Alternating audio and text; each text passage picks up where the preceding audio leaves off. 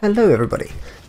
So I have been asked in a couple of my speedrunning videos if I could run through a quick guide. Now we do have a written guide on the speedrun.com/RoboQuest section.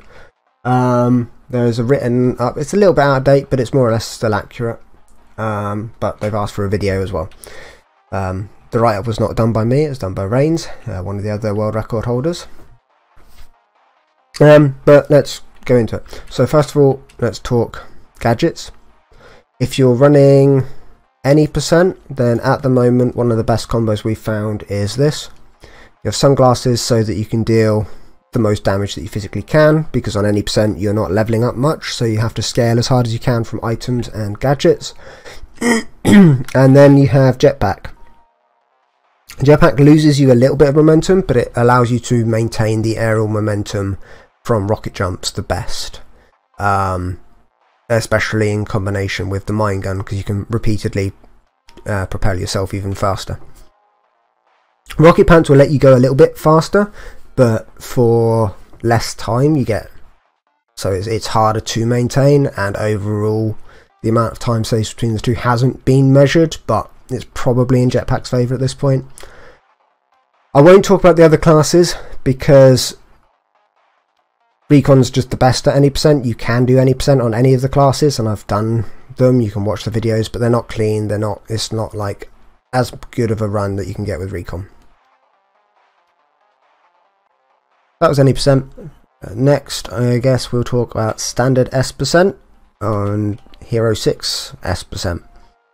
So what that basically means is S percent is a ranking in game that you achieve by doing a map quickly and by killing 90% of, well, it's not actually killing 90% of the enemies, it's getting 90% of the XP on the map, which equates to about 90% of the enemies. So again, for the gadgets we're going to use sunglasses because we want to go fast and it's the highest DPS gadget. Then there's a few alternative options. Because of the way Recon tends to play, cooking gloves isn't as important because min-maxing weapon affixes doesn't matter as much. So I tend to run briefcase so that you can get as many items as physically possible. Items are currently very strong and very kind of linchpin to going as quick as possible.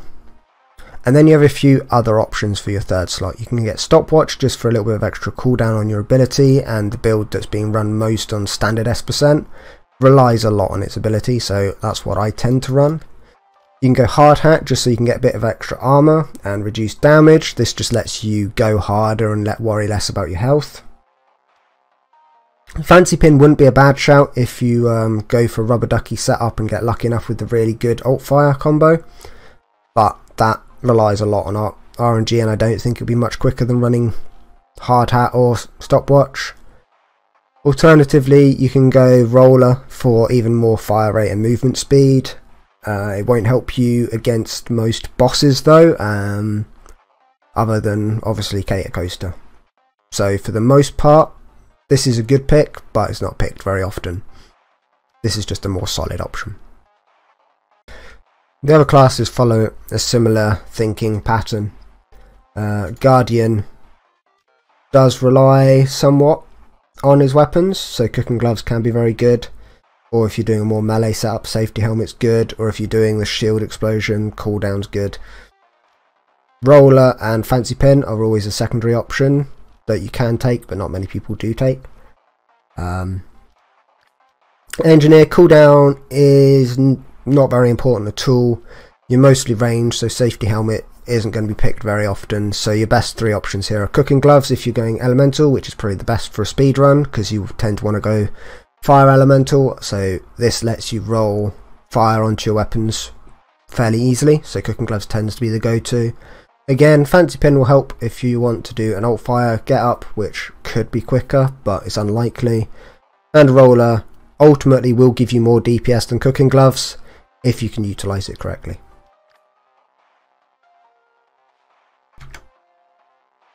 Commando, normally if you're speed running you're going to be trying to run the shorty headhunter build, so cooking gloves doesn't matter. Your range, so safety helmet isn't a huge thing. Stopwatch doesn't affect your secondary ability, only your primary, but you do have some options in your build to use the primary as well, so Stopwatch tends to be my go-to for this build. Again, rollers or fancy pins are fine to use as well if you'd rather. Ranger is pretty much a no-brainer. You need to run Stopwatch. He has such a long cooldown on his primary ability, and his quickest builds all revolve around trying to get his ability down to a 0-second cooldown so that you can just nuke the map repeatedly. So Stopwatch is pretty much needed. Your range, so you don't need safety helmet. You don't care what your weapon is, so cooking gloves doesn't matter at all. Roller's fine, but again, you're using your ability more than guns, so the increased fire rate won't help. You're only really going to get anything out of that if you manage to get a Viking helmet as well, and then the movement speed bonus becomes damage bonus. And fancy pin, again, you're not really using a weapon, so having a good alt fire will make no difference whatsoever. So this is basically the only setup you're going to worry about. So that's the gadgets for all the classes. From here on out, I'm only going to be focusing on the recon, because it is the quickest time you can get, and we'll only talk about standard NE% and standard S%. The only change between standard S% and Hero 6 S% is having to deal with elites, but it ultimately just comes down to you need to be more precise and more careful, so the strategy isn't that different. Recon might actually be the only one where it does differ because of health values, but so we won't talk about that. If people want a Hero 6 breakdown, I can do a Hero 6 breakdown in a separate video, but we'll focus on the main ones that people are actually interested in. Right, so for any percent, you're going to want to sit in the base camp and re-roll until you get basically one of 3 weapons, and I'll kind of list them as the most important first and go down the list. So mine gun's the quickest. You can probably net about a 9-second run. I've come very close to it and just messed up slightly. 10 seconds to 11 seconds is world record pace, but honestly anything around 15 seconds you should be happy with, especially when learning. Second is the mine gun. Now mine gun is a good start because it gives you really strong rocket jumping, but it gives you a little bit less speed overall than the mine gun. But what it does do is it also will give you 50% damage buff against bosses. Obviously you have to mark them with it, but it will give you more damage against a boss than the mine gun would overall, because you just shoot the mine gun at it, then you melee the boss, and it's actually quicker than shooting at the mine gun or not shooting it at all. So that's the flare gun. Then third is not ideal, but you can make it work for the start if you want, but you need to swap it out for a flare gun or a mine gun ASAP, and that is the ice cannon. It's got a really good AoE size, and it's really good for continuing your momentum in the air, which I'll talk about in a bit. All the other explosive weapons are a bit lackluster for rocket jumping, for reasons of you can't keep your aerial momentum going with continued rocket jumps, or the explosion size is too small. Now the way rocket jumps work in this game, from what we can tell and from what hints in the game say and stuff, is the speed that you get from a rocket jump is dependent on the size of the explosion. So it's larger explosion, you go faster, which is why the flare gun and the ice cannon are so good for it. The mine gun has a smaller explosion, but it has another unique property where you can continuously propel yourself through the air. Again, I'll show you that in a second. So they're the main 3 that you want to look for, and trust me, it is a lot of just sat in the base camp resetting until you get those ones, unfortunately, but that is any percent for you. Now when it comes to doing the mine gun, the normal way of setting it up on entering an area is to double jump in the air, teleport, and then look down and start exploding. So what you're actually doing is you're looking down, you're shooting, and pressing the explosion button around the same time. Now some common mistakes that I make when doing this I'm not saying everyone makes these mistakes, this is just something that I've noticed, is if you press the two buttons at exactly the same time, left click and right click, which is what I'm doing right now, a lot of the time you'll just cancel your shot and not shoot at all. I'm trying to shoot and the last 5 clicks haven't come out because I'm pressing right click before left click by like a frame, so it cancels it. So you need to slight delay, and then that will just let you repeatedly gain momentum. And so the way this works is it's kind of an exponential increase. Your first rocket jump is a little bit of speed, and then because you're going faster, the explosion is exploding behind you and you're getting more momentum build up, and it stores the momentum, which is why you can go so fast with the mine gun. So the best practice is just clear this area out or do it in the main starting zone and just fly back and forth around this area, see how long you can maintain your momentum for, and just get used to this movement because this is the fastest that you can get. Now if you have to teleport out of this, you lose all your momentum, so you have to build back up again. It does not count as a rocket jump. So that's starting off with the mine gun. Now I'm not going to go grab some footage where I reset 50 times just to get a mine gun or an ice cannon to show you how you'd start off with those. But basically what you do is you double jump, teleport, jump one more time, and that will get you just onto the lip up here. Obviously it depends slightly on the map layout, but it tends to be here or behind you when you jump up. And then you just slide and look down and shoot, and it will give you the momentum. And then while you're in the air, you want to shoot the corners again to gain increased momentum. Now obviously if you have a mine gun, you don't have to worry about shooting corners or cutting things fine, so it's just a little bit easier and faster. I'm not going to show you perfect lines on the maps because I don't hit perfect lines yet, and I'm not going to show you every single map because if you want to see the strat for every single map, then you can just watch one of the speed runs and you can see the lines that we take and take it from there. But this is the strat, this is how we employ it, and the best way to practice it. The other thing, I said there were 2 mistakes and I only covered one mine gun mistake. So the other thing is don't rush too quickly trying to get the mine gun momentum. Like you can take it slow, you get the first jump like that and then get a second, look where you're going, get a third, look where you're going, get a fourth. That's absolutely fine. What I was doing when I first started this, I was going and then just like spamming down and trying to get the speed up as quickly as I could, and I cancelled 50% of my shots there. I didn't get the momentum, I didn't see where I was going, and it just wasn't as clean. So there's a couple of runs where I'll actually say taking things slower equals getting things done quicker, because it's just being more accurate and less furious with it, and you can just be more calculated and more careful. So don't try and push yourself to go Mach 10 straight off the bat. Make sure you've got your line, make sure you know what you're dealing with in front of you, and then steer yourself around. And just practice a lot with the mine gun because it's a pain in the ass tech to do, and I don't like it, but it is what it is. Other than that, the only other thing to talk about are perks. Now your starting perk out the gate, don't worry about this one too much, don't spend any rerolls on it, it's not that much of a linchpin in the overall run. Realistically what you want is 15% cutlass damage or knife damage, but anything like overload will be fine because this reduces how many charges it will take by 1 when you're hitting a boss, which means you can just do that spike of damage just quicker. Movement speed is fine for obvious reasons. You can pair it with Viking helmet to get more damage and you're moving faster. It's a speedrun that's great.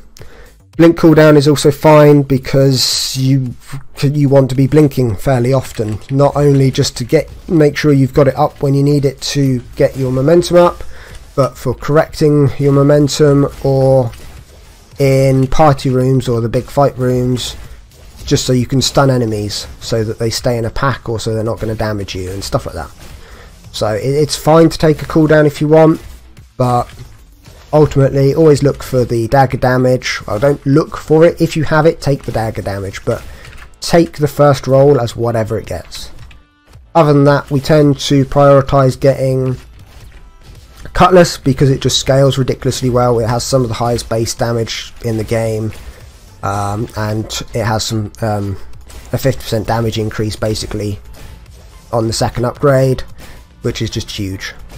For most of the other strategies in the pathing, you can just watch a speedrun and pick it up now that you know the tech that we're using. And same for the builds, you can see what kind of perks we're going for. I don't think I need to break those down too much, but if people really want me to, I can write it in the descriptions if people will get too lost. Or you can come on to the RogueRequest speedrunning Discord and have a chat with us directly, because we are always more than happy to welcome more speedrunners to the community. And the official Discord is where most of us hang out and chat, because the devs are awesome. So now I'll move on to talking about the S%.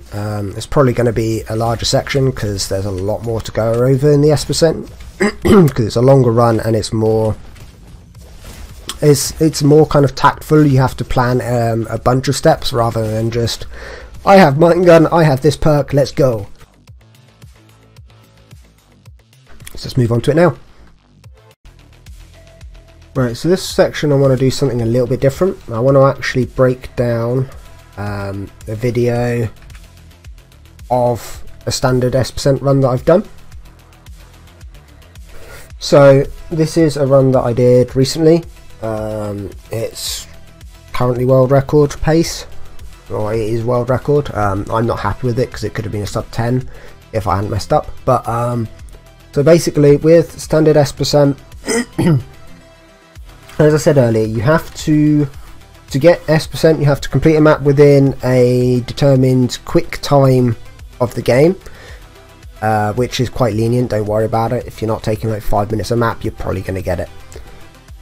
And then you have to get 90% of the XP. Now every mob obviously has amount of XP that they drop. Big mobs have more XP, smaller mobs have less XP, and that's how we'll categorize them. Other than Goliaths and elites, we won't be talking about elites in this section, but other than Goliaths, I'm basically just going to break them down into a large mob or a small mob. That just defines how much health they have and how much XP they're giving. Short of that, the only other thing that's really important are rail bots. They give kind of the most XP given how small their health is, so really important to get them. So the run isn't completely min-maxed to making sure that you always get just the right amount of XP. You kind of have to play it by ear, and you start to learn each map paths best for speed versus XP, which is what I'm going to run through. So this is going to be a longer section of the video, so I do apologise, but there's a lot more to S%. You'll see sunglasses, briefcase and stopwatch like I spoke about earlier. I don't have a perfect start here. I'm going to take a fire launcher. Realistically, for the first section, you want an ice cannon or you want the mortar, because they can 2-hit every single mob. They can 1-hit all the small mobs, they can 2-hit all the big mobs, and if you get any that group up, then the mortar can 2-hit them, and the ice cannon can 1 or 2 hit them.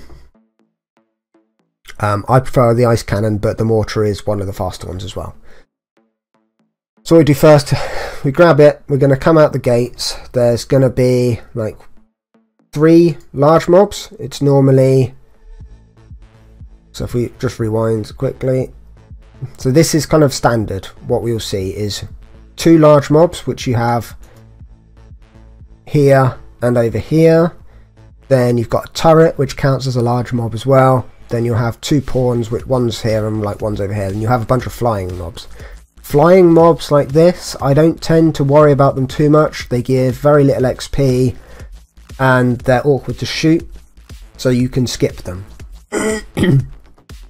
We mainly focus on the small pawn mobs and the large ones. The large ones are really, really important. The small ones are annoying if you skip too many, because you don't get S, and then the flying ones, it just doesn't matter. So we go through, we focus those down as quickly as we can, We do have to clear a fair chunk of the purple room here. I over clear it generally, but it just means you can skip more mobs later on. And then, yeah, making sure you get the rail bots and clearing through. Then this here is quite an important part of the run. This tends to set up the speed of the rest of the level, because you tend to, it's rare that you're going to be swapping out weapons. So when you get to this point, you know what weapon you're going to have for probably up until Energy Center at least, and if it's going to work for you. Now, I don't get lucky enough that I get a good weapon. I don't have good item drops here, so normally this would probably be a reset. This is also normally where you pick your first perk. Now, the perk path that we take, the build that we take at the moment, focuses quite heavily on wave clear.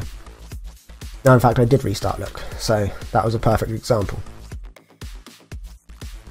So I've clipped this video fairly badly.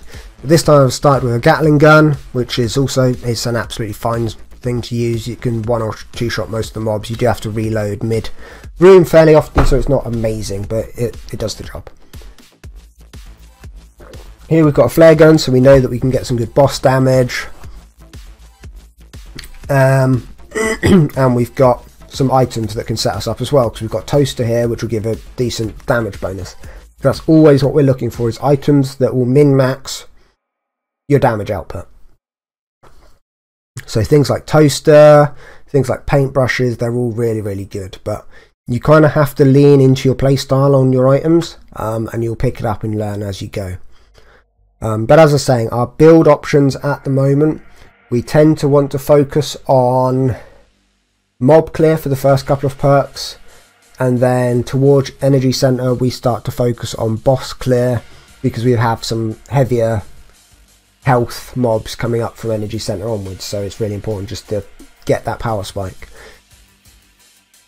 So the build at the moment, you get the clone from your teleport, which will kill most small mobs without you worrying about it on its own, so it's a really free way of clearing rooms without you having to worry about it. Then we take initiative, so that we can get max cooldown as much as possible, because you can have 2 clones up at any given time. So if you're able to get your cooldown low enough, you can repeatedly have 2 clones just clearing a room for you without you having to do anything. We tend to make the clones fire because 2 reasons. One, it scales nicely with Toaster, because it means anything they're burning we're doing more damage to. The other reason, fire is just 30% damage increase. That's how burn works, is it 30% of the damage the drone does is going to then tick over 3 seconds as extra damage, so it's just more damage, so it's good. CC will help you kill bosses in a fairly decent time, because it will stun them, so you can do easier DPS to them. So if you need to, you can go shock, but your time will be slower than someone running burn, but it's a good starting point to learn. So here you'll see I'll be leveling stuff up. I picked the combat decoy. So now what we're going to do is, when we leave this room, I'm probably not even, well, I shouldn't, I probably do shoot at them because of muscle memory, but I shouldn't shoot at any of the small bots. I should just focus on the big bots, leave all the small bots for my clone to kill, and not concentrate too much on making sure I'm back and forth in between kills. I have to leave what I can and trust that my clone will do the job, so that I can just concentrate on getting out as quickly as possible.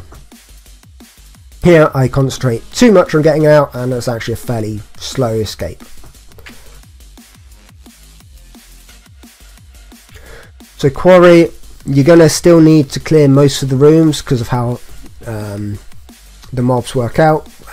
You can clear just half of this area and you should be fine, but it is risky.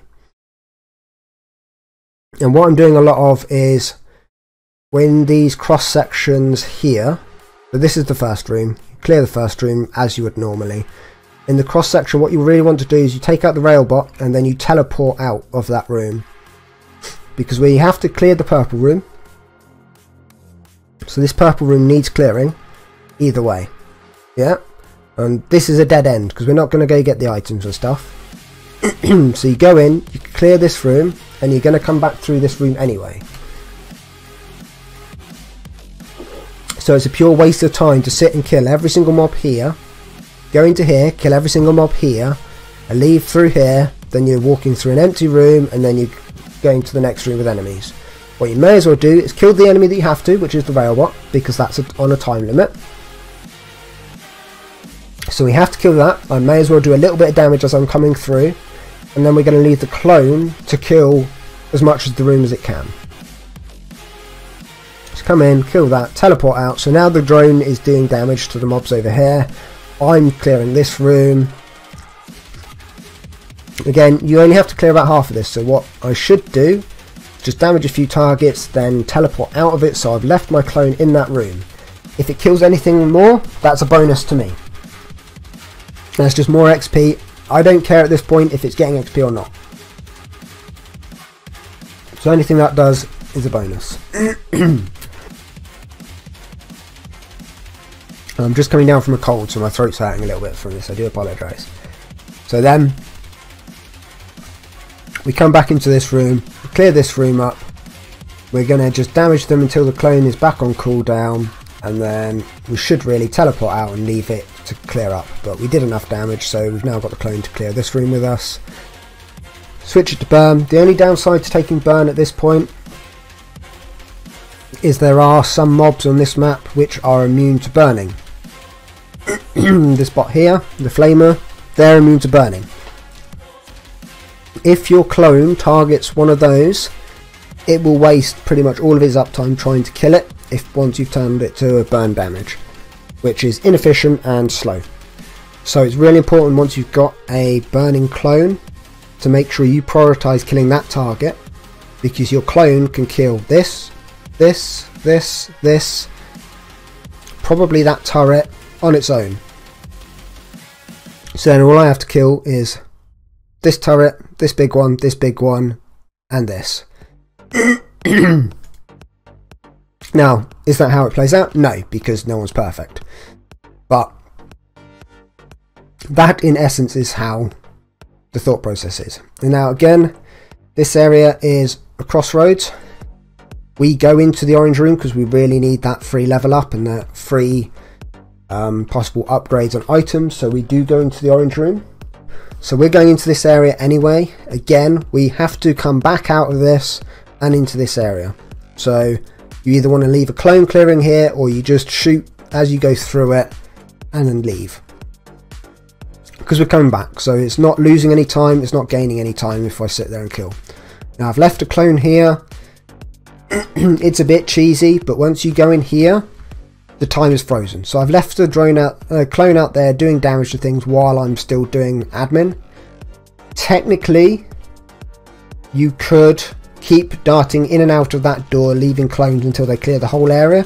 That would be the most time save, but it's really cheesy and it's frowned upon. What I'm doing here is kind of pushing the boat a little bit of what's kind of cheesy and over the top. So you can do it, but you will be kind of mocked for it. We're nice, but there are some limits. And then you get a free level up here. You get to choose what gun you're going to take, if you're going to concentrate on your gun to be boss damage or your perks. Again, I'm not going to take laser cutlass, I'm going to take initiative, I think. Yeah, initiative, because if you read it there, come on, you probably already know what initiative does, but stacks 3 times, gives you 10% damage per stack, and every kill that you get while the buffs are up reduce the cooldown of blink by 0.5 per second. So that's really, really important. Really strong perk off the bat, and the upgrades just make it better. So you have 2 upgrades for it. One gives you 10% crit chance per stack, so obviously that will go up to 30% crit chance, which is quite big. If you get a bonsai tree, you now have 50% crit chance, which is huge, because that will mean that your dagger has 50% crit chance. That means your cutlass, when you upgrade it, will have 50% crit chance, and most importantly, your clones will have 50% crit chance, which is big. And the other upgrade for it is It reloads your weapon for you. That, by the way, scales with lock and load, because it literally states it reloads it. So it's an instant reload, which will scale with lock and load, so it will instantly give you that 40% attack speed buff if you have lock and load. And it makes you not use ammo for 1.5 seconds. And you're blinking every like 4 seconds. So you never have to reload basically once you got that combo, which is really big for this run. It's kind of the major upgrade spike. We're probably going to take Claw because it's just free damage on melee, and a lot of our boss damage is going to come from melee during this run, even though we don't spec straight into it all the way, because the first boss tends to be fairly quick even without it. And then the rest of the run is basically just min-maxing damage. I could technically have killed the Goliath really quickly here because it sits on the rail. If you see there, it's sat on the rail. If you rail ride into a Goliath, or if you rail ride into any mob, it insta-kills it. Other than Katia Coaster. But I didn't really, it wouldn't have been that much of a time save, so it doesn't really matter. So you just want to learn to efficiently kill everything in a party room using your blinks. Come out of here, get S as quickly as possible, and go to the boss fight. I'm not going to go over how to quickly kill the boss. There are boss fight guides that I've put out. It's not fully up to date, or you can look at VODs and stuff like that to see min-max ways of fighting the boss. I'm not going to go into it because there's too many bosses in for this video to go through it.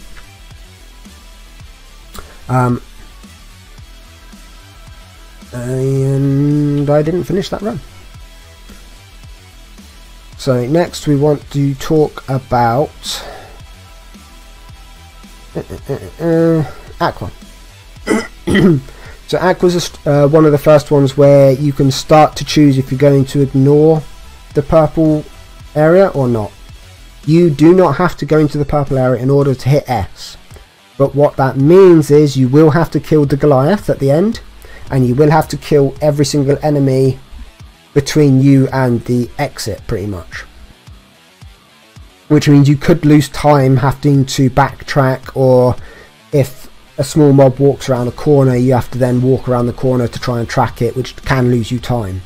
So you have to think very carefully and strategize over if you're going to be doing that, or if you've already skipped a mob, so then you have to do a couple of mobs in the purple area in order to just balance out your XP game.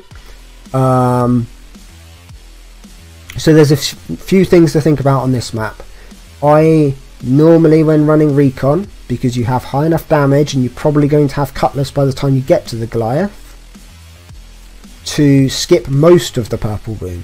So you'll go into the purple room, you'll shoot a couple of shots, and then you'll leave your clone to clear up as much of it as you can, and then you just go from there, because you are safe then to miss a few mobs here and there throughout the run if they just go into an awkward spot, and then you still got the backup of killing the Goliath if you need to get all the XP. And the Recon has enough damage to do that.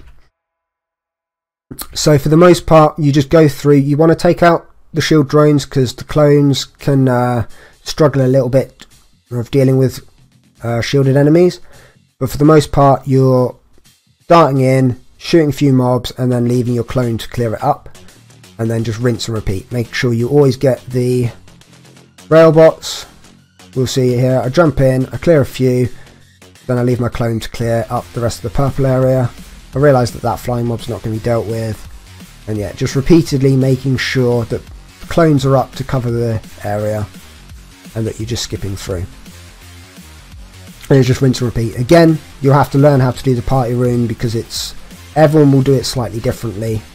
There's probably a min-max way of doing it. I've not found it yet. It's just try and kill things as quickly as you can. You get a level up while doing this. You want to level up ASAP as soon as you get it, so that you just get a power spike while you're in there, because that is one of the hardest rooms in the game.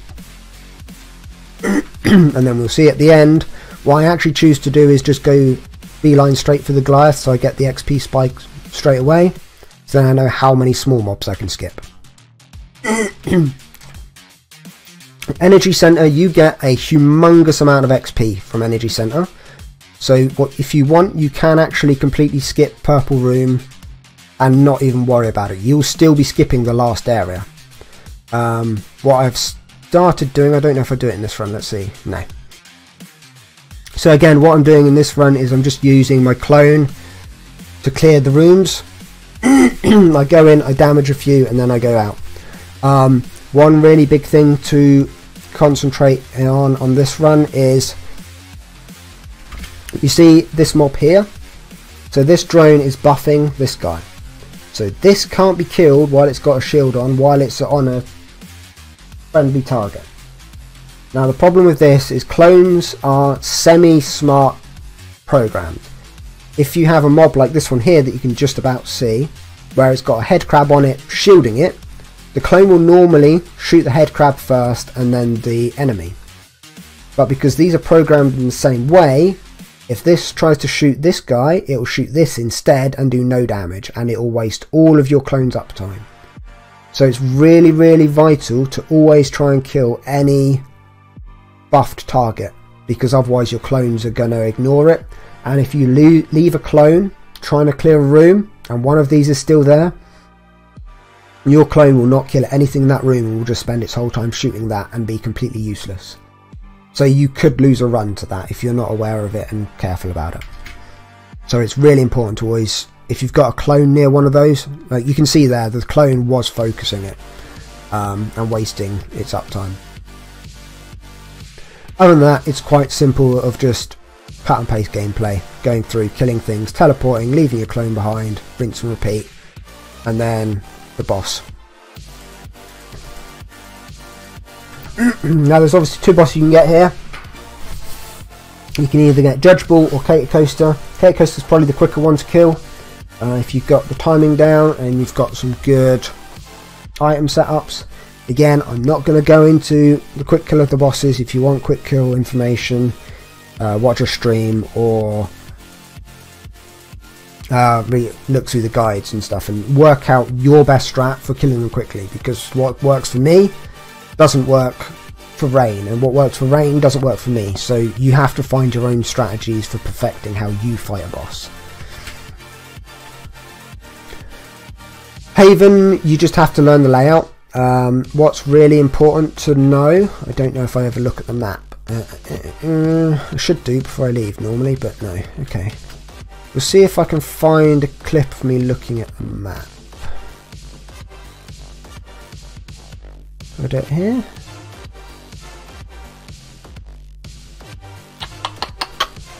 There was a frame that I look at the map. That's useful. So basically the map layout is always very similar. You're always going to have the exit area, you're always going to have the orange area and the entrance and all of that, and it actually lines up quite interestingly if you've ever paid attention. I've already looked at it by this point, haven't I? Damn it. It's a good, well-prepared video where I've looked in advance of this stuff, obviously. But basically you have, if you've played the game, you'll know you have to kill 4 Goliaths in order to exit. And then there are intersections between each Goliath that has mobs in it as well, and because you have to kill 90%, you have to min-max where you're going to go. So I just leave a clone in the orange room here at the end, because I've already killed all the Goliaths. I've already gone through all the intersections, so I'm just leaving a clone here just to clean up my last A%. And I know that there's mobs left at the exit as well. So, right.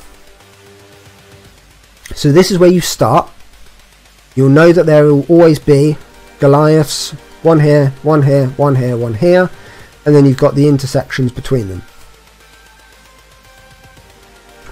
Now, because you know you have to kill 90% of enemies, if you manage to be very efficient and clear every single mob in these 4 areas, then theoretically all you have to kill are the mobs in these intersections, an orange room and the exit. Now the orange room isn't always next to the exit like it is in this run. It could be over here, or it could be here, it can be on any of these sections here, but the exit is always diagonal to where you enter. So I knew as soon as I entered here that this Goliath would be the exit. Now unfortunately, because of the pattern, if I kill this Goliath and then this Goliath, I either have to run around the centerpiece and get to this Goliath to kill this one last, or I have to kill this Goliath and backtrack. So the min-max hasn't been identified perfectly yet. I suspect it's something like kill Goliath here, kill this intersection, or in fact it would be kill enemies here, kill the Goliath here, kill the enemies here, kill the Goliath here, kill the enemies here, cross over to here, kill these, kill this, leave. It's rare that it ever works like that. I just go in a circular pattern and then come back out. With rocket jumps you can make up the time difference, but that's kind of the main strategy at the moment. If anyone is able to find a min-max to that, it will probably cut the time in the run down by a considerable amount. And that's kind of the plan. There's not much else you need to know about it. If you've played the game, you know how the mobs work. I'm not going to go into every single mob and the most efficient way of clearing rooms, because the most efficient way is your way. You have to identify how you do it quickly. Same for Haven. Haven always has the same layout. It's not randomly generated like a lot of the others, or pseudo randomly generated like a lot of the others. So what you're going to want to do is you have the entrance here, have mobs that you have to kill here, you have this middle section that you have to kill mobs on, then you have a left and a right way that you have to clear, and you have a forward way.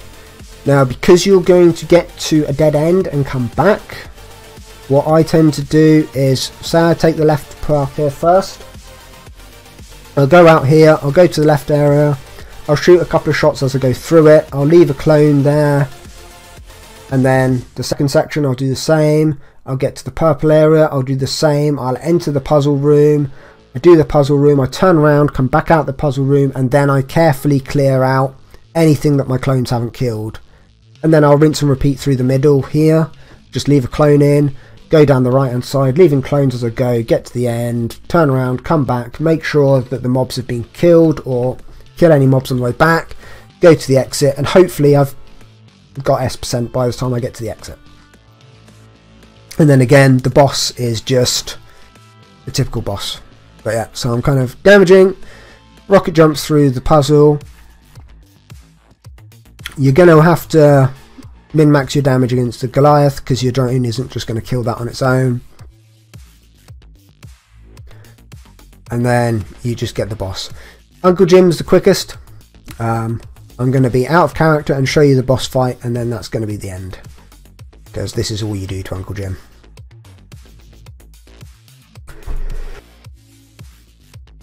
And that's most of what you need to know. There are some extra bits, some eccentricities, and a lot of it is personal preference. So I hope you enjoyed, and sorry about the cold and the coughing. Hopefully it doesn't detract too much from the information. If you like this video, let me know. If there's anything I could have done better, let me know. If there's anything you didn't understand, let me know. I respond to all messages, even if it's just with a love heart. So yeah, again, thank you very much and have a good one. Peace.